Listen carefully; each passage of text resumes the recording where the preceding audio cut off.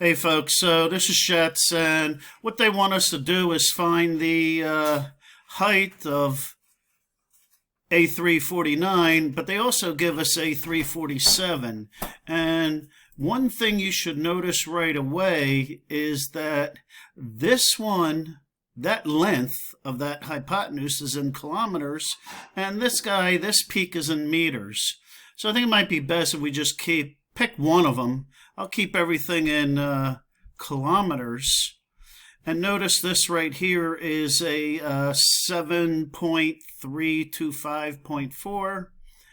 And what we need to do is draw this horizontal line, because we got to get to Sokotoa somehow and get a right triangle. And notice that if we can find this blue piece, then notice what we're going to do to it over here to find the height of A349, this whole big side. So here's my reference angle. That's angle of elevation 42 degrees, and my hypotenuse is right here, and this is my opposite side. So we got to find that blue X. All right, well, opposite and hypotenuse deals with sine.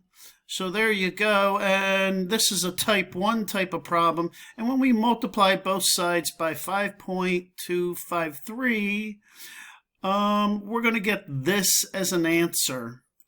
So that, maybe I should have put it on the other side, but that's fine. So there you go. But guess what? That's only the blue. So my question is going to be, what are we going to have to do to find this whole big side, or how tall is this peak, which is what the real question is. What are we going to have to do with this number right here? All right, thanks, folks. Talk to you later.